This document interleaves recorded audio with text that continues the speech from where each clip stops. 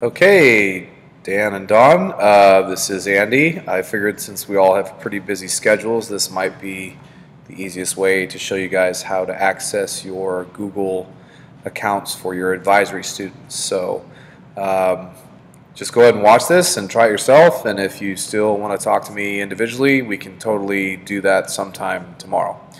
Okay, so here we go. So log into your PowerSchool as normal.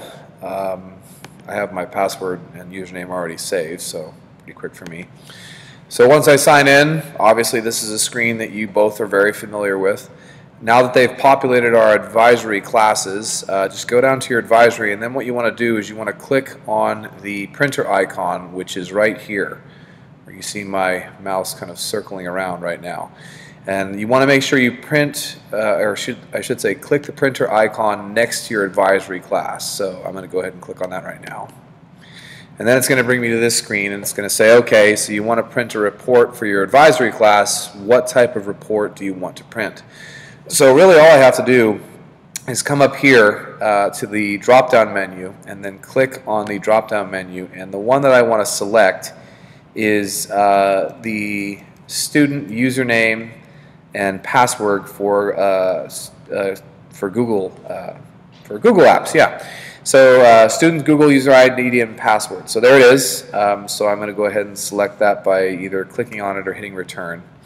Now that I have that selected, I simply click submit, and then what it will do is it will take me to a screen that says, okay, so here's the report that you would like to print. There's one extra step you have to take.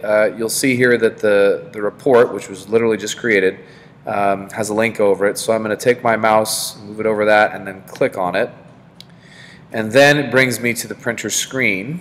And then here is the file, basically, that I have created for my students' username and passwords through Google.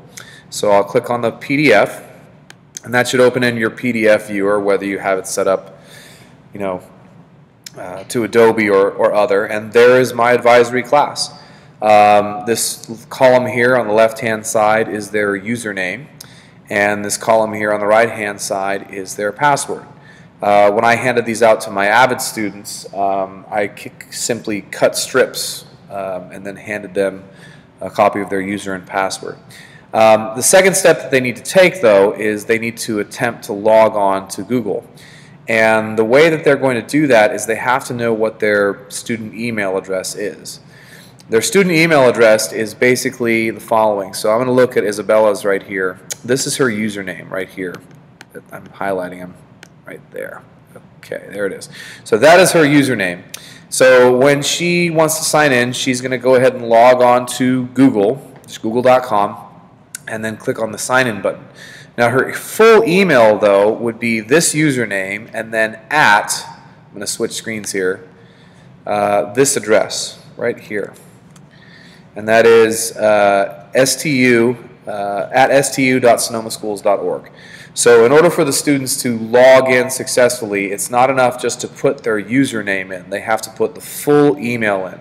So it's username at stu.sonomaschools.org. And obviously they have their password. Now once they do that, they are now successfully logged on to Google. At this point, that's kind of the only step that we want them to take.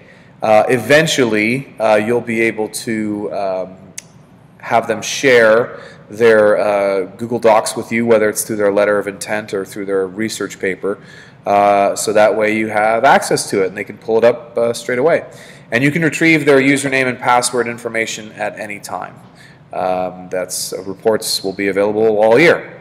So yeah, I figured this might be easier. Hopefully it was. Again, if you have any questions, let me know. And I will see you guys down in the K-Lab on Friday. All right, thanks guys.